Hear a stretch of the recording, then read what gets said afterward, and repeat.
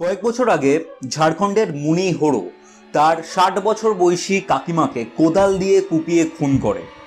কারণ তার কাকিমা নাকি তার ওপর ব্ল্যাক ম্যাজিক পারফর্ম করছিল। ২০১৫ সালে কলকাতার রবিনসন স্ট্রিটে ৭৭ বছর বয়সী একটা বুড়ো মানুষের মৃতদেহ পাওয়া গেছিল। এই পুরো মৃতদেহটা পোড়া অবস্থায় ছিল, আর মৃতদেহটা ছিল বাথরুমে। এই বাড়ির একমাত্র জীবন্ত বাসিন্দা পার্থ দে তার দিদির কঙ্কালের সাথে কথা বলতো, আর এই বাড়িতে বস্তা ভর্তি হাড়গোড় পাওয়া গেছিল।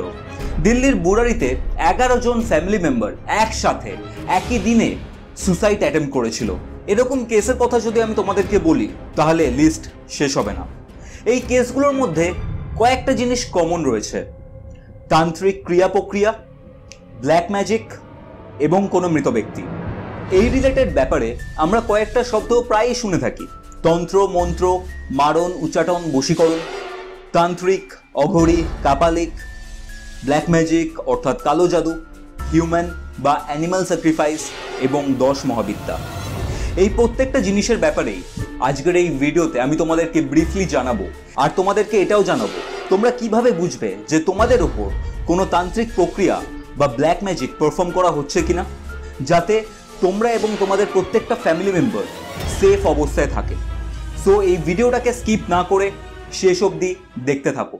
প্রথমেই আমাদেরকে 3টে বিষয়ে জানতে হবে: তন্ত্র, মন্ত্র এবং যন্ত্র। যন্ত্র এমন কয়েকটা সাধন সামগ্রী অথবা এমন কয়েকটা চিহ্ন যেগুলো ইউজ করে কোনো তান্ত্রিক বা কাপালিক তার আরাধ্য দেবতা বা অপদেবতার সাথে স্পিরিচুয়ালি কানেক্ট করতে পারে। স্বস্তিক চিহ্নকেও তোমরা যন্ত্র হিসেবে কনসিডার করতে পারো। মন্ত্র মন্ত্র একটা সংস্কৃত ওয়ার্ড। এই মন্ত্রের যদি আমরা আক্ষরিক মানে দেখতে চাই তাহলে সেটার মানে হচ্ছে মন বা কনসিয়াসনেস। মন্ত্র অর্থাৎ কয়েকটা সেট অফ মিনিংফুল ওয়ার্ডস, যে ওয়ার্ডসগুলো প্রোনাউন্স করে কোনো তান্ত্রিক বা কাপালিক তার আরাধ্য দেবতা বা অপদেবতাকে জাগিয়ে তুলতে পারে। এবং আলটিমেটলি তন্ত্র তন্ত্র হলো কয়েকটা রিচুয়াল বা প্রক্রিয়া বা ধ্যান করার পদ্ধতি, যেগুলোর মাধ্যমে আমরা নিজেদের কোনো প্রবলেম সলভ করতে পারি অথবা অন্য কেউ আমাদের জীবনে এই তন্ত্রের মাধ্যমে প্রবলেম ক্রিয়েট করতে পারে। এই তন্ত্র, মন্ত্র এবং যন্ত্রের মাধ্যমে কোনো সাধক অর্থাৎ অঘরী বা কাপালিক নিজের আরাধ্য দেবতা বা অপদেবতাকে পুজো দান করতে পারেন এবং নিজের মনস্কামনা অথবা সিদ্ধি পূরণ করতে পারেন। কিন্তু কেন করা হয় এই তান্ত্রিক প্রক্রিয়া?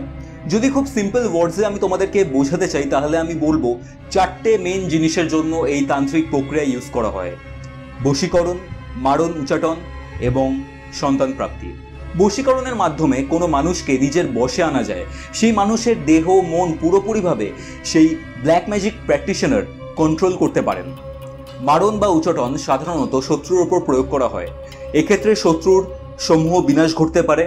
এই মারণ এবং উচ্চাটনের জন্য বিভিন্ন তান্ত্রিক কাপালিক অতৃপ্ত প্রেতাত্মা, পিশাচ, পিশাচিনী, হাকিনী, ডাকিনী, শাকিনী, যোগিনী, এই লোয়ার লেভেল ঘোষলি এন্টিটিসদের ইউজ করে থাকেন। এই ব্যাপারে একটু পরেই আমি তোমাদেরকে ডিটেলসে বলছি। এবং নাম্বার 4, সন্তান প্রাপ্তি। বলা হয় এই তান্ত্রিক প্রক্রিয়ার মাধ্যমে কোনো নিঃসন্তান দম্পতির সন্তান প্রাপ্তি ঘটতে পারে। এবার সবথেকে ইন্টারেস্টিং জিনিস, ব্ল্যাক ম্যাজিক বা কালো জাদু কি? ব্ল্যাক ম্যাজিক হচ্ছে এমন একটা তান্ত্রিক প্রক্রিয়া যেখানে কোনো কাপালিক বা অঘরী কোনো মানুষের ক্ষতি করতে পারে। পিশাচ, পিশাচিনী, হাকিনী, ডাকিনী, শাকিনী, যোগিনী, চণ্ডাল অথবা কর্ণ পিশাচিনীর মাধ্যমে। এই ব্ল্যাক ম্যাজিক খুবই গূঢ় প্রক্রিয়া, সবাই এই জিনিসটা করতে পারেন না। স্পেশাল কিছু তিথিতেই এই ব্ল্যাক ম্যাজিক করা সম্ভব। যার ওপর ব্ল্যাক ম্যাজিক করা হয় সে ফিজিক্যালি, মেন্টালি এবং ইকোনমিক্যালি ভেঙে পড়ে। এবং বলা হয় নাকি এই ব্ল্যাক ম্যাজিকের মাধ্যমে কোনো মানুষকে পুরোপুরি শেষও করে দেওয়া যায়। কিন্তু তোমরা কি করে বুঝবে যে তোমাদের ওপর ব্ল্যাক ম্যাজিক করা হয়েছে কিনা? এই পুরো ব্যাপারটা আমি তোমাদেরকে ভিডিওর একদম শেষে বলবো। সো ভিডিওটাকে স্কিপ না করে শেষ অবধি দেখতে থাকো। আমি তোমাদেরকে তান্ত্রিক বিদ্যা এবং ব্ল্যাক ম্যাজিকের ব্যাপারে বললাম, কিন্তু এখনকার দিনে এই দুটো জিনিসকেই আমরা সেম হিসেবে কনসিডার করি, কিন্তু এই দুটো জিনিস কিন্তু সেম নয়। ব্ল্যাক ম্যাজিক তান্ত্রিক বিদ্যার একটা পার্ট। ব্ল্যাক ম্যাজিক কিন্তু সবাই করতে পারে না। যারা এই ব্ল্যাক ম্যাজিক প্র্যাকটিস করেন তারা মানুষের ভালোও করতে পারেন এবং ক্ষতিও করতে পারেন। তাই জন্য এই ব্ল্যাক ম্যাজিকের থেকে আমাদের সবসময় দূরে থাকা উচিত, যাতে কোনোভাবেই এই ব্ল্যাক ম্যাজিকের বিরূপ প্রভাব আমাদের জীবনে না পড়ে। কারণ এই ব্ল্যাক ম্যাজিক খুবই ডেঞ্জারাস এবং মানুষকে পুরোপুরি শেষ করে দেয়। সাধারণত এই কালো জাদু কোনো মানুষের চুল, নখ, চামড়া, ফটো, এমনকি ব্যক্তির নাম জানলেও করা যায়। এই জন্যই এই জিনিসটা এতটা ডেঞ্জারাস। অনেক তান্ত্রিক যারা মানুষের ক্ষতি করেন তারা একটা বিশেষ তান্ত্রিক প্রক্রিয়া পারফর্ম করে থাকেন। এই জিনিসটাকে বান মারা বলা হয়। যাকে বান মারা হয় তার নাকি রক্তবমি করতে করতে মৃত্যু ঘটে এবং সেই ভিকটিমের চারিদিকে একটা কালো অশুভ ছায়া সবসময় ঘুরে বেড়ায়। বান মারার কারণে যে ব্যক্তির মৃত্যু ঘটেছে তার মৃত্যুর কারণ জানা যায় না। কেবল একজন এক্সপিরিয়েন্সড অকাল্টিস্টই বলতে পারেন যে এই ব্যক্তির মৃত্যু কিভাবে ঘটেছে। অনেক সময় কোনো তান্ত্রিক বা কাপালিক কোনো মানুষকে বা তার পুরো পরিবারকে অভিশাপ দিয়ে থাকেন, আর এই অভিশাপগুলো খুবই খুবই ডেঞ্জারাস। কারণ সেই অভিশাপ শুধুমাত্র সেই মানুষের মধ্যে না, তার পুরো ফ্যামিলির মধ্যে সঞ্চারিত হয় এবং সেই মানুষের পুরো ফ্যামিলি, সংসার এবং পরবর্তী জেনারেশন পুরোপুরিভাবে ধ্বংস হয়ে যায়। তান্ত্রিক সাধনা সাধারণত দুভাবে হয়ে থাকে। একটা পথ হচ্ছে দক্ষিণাচারী আর একটা পথ হচ্ছে বামাচারী। দক্ষিণাচারী মতে যারা তান্ত্রিক সাধনা করে থাকেন তারা সাধারণত অর্থোডক্স অর্থাৎ ট্রেডিশনাল ওয়েতে তন্ত্র সাধনা করেন। এখানে আরাধ্য দেবতার মূর্তি থাকে এবং সেই মূর্তির সামনে বিভিন্ন তন্ত্র, মন্ত্র এবং যন্ত্রের মাধ্যমে আরাধ্য দেবী বা দেবতাকে তান্ত্রিক পুজো দিয়ে থাকেন। কিন্তু বামাচারী তান্ত্রিক প্রক্রিয়া খুবই কঠিন, গূঢ় এবং সাংঘাতিক। সাধারণত সাধক এখানে শ্মশানে মৃতদেহের মাঝখানে বসে এই বামাচারী তান্ত্রিক প্রক্রিয়া সম্পন্ন করে থাকেন। এই বামাচারী মতে 5টা জিনিস খুবই ইম্পর্টেন্ট: মাংসা অর্থাৎ মাংস, মৎস্যা অর্থাৎ মাছ, মুদ্রা অর্থাৎ সিরিয়াল, মদ্যা অর্থাৎ মদ এবং মৈথুনা মানে সেক্সুয়াল ইন্টারকোর্স। এই 5টা জিনিসকে পঞ্চমকরা বলা হয়। এইগুলোর মাধ্যমেই কোনো বামাচারী তান্ত্রিক নিজের দেহের মধ্যে আরাধ্য দেবতাকে এনে পুজো করেন। যারা সাধারণত বামাচারী তান্ত্রিক হন তারা দেবতার মূর্তি পুজো করেন না, তারা দেবতাকে একটা এনার্জি বা ঊর্জা হিসেবে পুজো করে থাকেন। অনেক সময় কাপালিক এবং অঘরীরা শ্মশানে আত্মরা মরার মাংস খেয়ে সেই মরার বুকের ওপর বসে সব সাধনা করেন। সাধনার এক পর্যায়ে এই লাশ জেগে ওঠে, তখন সেই মরার মুখে আত্মরা বোয়াল মাছ এবং মদ ঢেলে দিতে হয়। আর এই প্রক্রিয়া সম্পন্ন হলে তান্ত্রিক, কাপালিক বা অঘরী অলৌকিক শক্তির অধিকারী হন। কাপালিক এবং অঘরী এই দুটো টার্ম শুনতে একই লাগে, কিন্তু এদের মধ্যে একটা ডিফারেন্স রয়েছে। কাপালিকেরা সাধারণত 10 মহাবিদ্যার আরাধনা করেন, কিন্তু অঘরীরা পুরোপুরিভাবে শৈব সাধক হন, অর্থাৎ শিবের আরাধনা করেন। তারা শিবকে তারা সাধারণত কাল ভৈরব হিসেবে পুজো করে থাকেন। অনেক ক্ষেত্রে তান্ত্রিক কাপালিকেরা একটা বিশেষ প্রক্রিয়ায় সাধনা করে থাকেন। এই সাধনার নাম হচ্ছে কর্ণ পিশাচিনী সাধনা। এই কর্ণ পিশাচিনী একজন যক্ষিণী ছিলেন। এই যক্ষিণী হলেন স্বর্গের এমন এক দেবী যিনি স্বর্গ থেকে বহিষ্কৃত হয়েছেন এবং মানুষ, পিশাচ এবং দেবতার এই 3জনেরই গুণ রয়েছে তার মধ্যে। কর্ণ পিশাচিনীর সাধনায় যদি কখনো কোনো রকমের ত্রুটি ঘটে তাহলে সঙ্গে সঙ্গে সাধকের প্রাণ চলে যায়। এই কর্ণ পিশাচিনীর সাধনা সম্পন্ন হলে পূর্ণিমা এবং বিশেষ কয়েকটা তিথিতে সাধকের সাথে কর্ণ পিশাচিনী সেক্সুয়াল ইন্টারকোর্স অর্থাৎ সেক্স করেন এবং নিজের যৌন চাহিদা মেটান। এই সময় সাধক অন্য কোনো নারীর সাথে সেক্সুয়াল ইন্টারকোর্স বা যৌন সম্পর্কে লিপ্ত হতে পারবেন না, তাহলে তার প্রাণ চলে যাবে।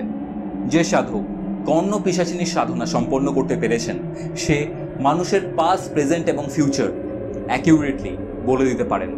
একটু আগে আমি তোমাদেরকে বললাম কোনো তান্ত্রিক বা কাপালিক আদি শক্তিকে 10টা বিভিন্ন রূপে পুজো করে থাকেন। এই রূপগুলোকেই বলা হয় 10 মহাবিদ্যা।